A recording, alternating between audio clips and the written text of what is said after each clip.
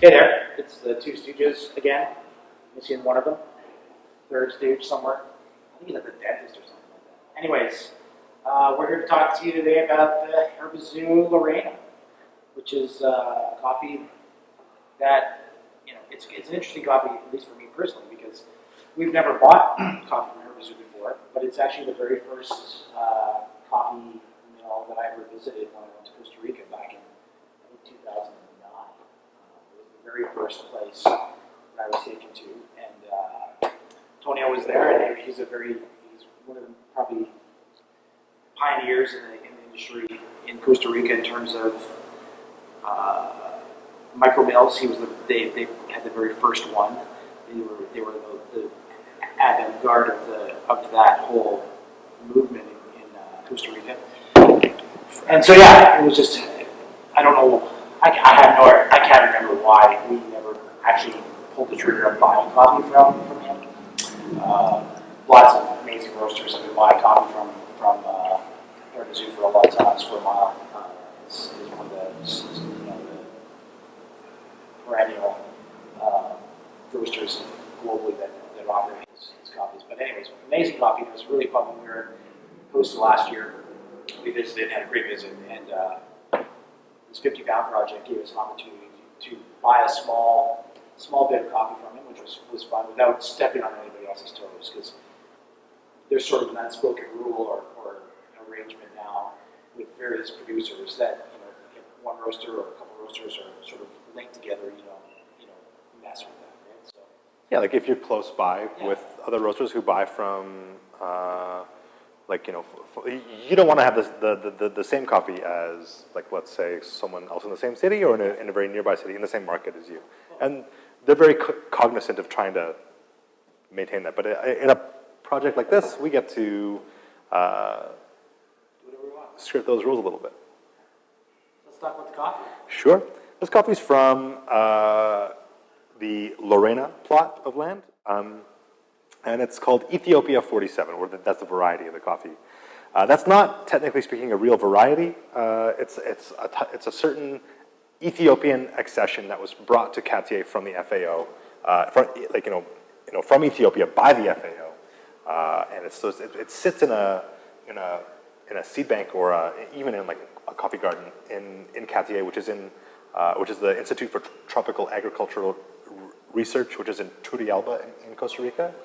And they're the ones where the seeds for Panama Geisha came from. Whoosh Whoosh is there. It's all kinds of stuff that exists as accessions in Cartier, and so people have been planting other stuff. And this is one of the Ethiopia-based accessions that people are really into. Ethiopia 47. This is actually a washed coffee, which is really cool. And it's going to taste a lot like lots of Ethiopian coffees do. It's going to be very floral, very fruity, very, very explosive, which is really exciting. I'm once again brewing an AeroPress, and I've decided that I'm going to brew for just a little bit longer on this guy because I want to get more of those floral qualities. Nice. Yeah.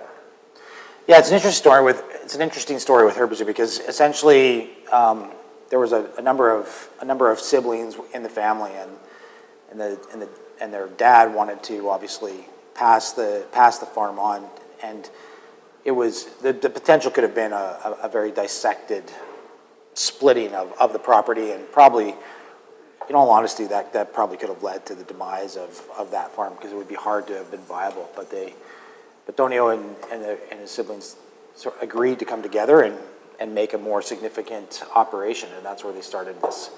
They were the first micro mill where they started to actually process their own coffee, rather than just selling cherry to a large mill and having that mill do all that work.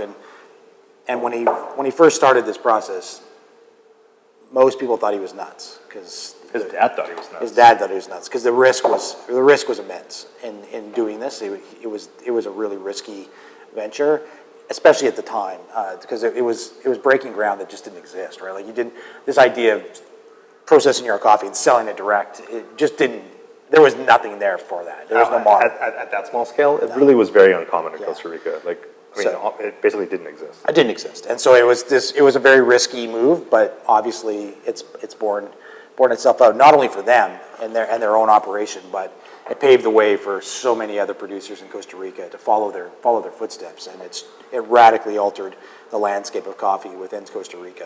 It totally was revolutionary, really, in a lot of ways. So it's really cool to have some coffee from him to A true pioneer. to share with you.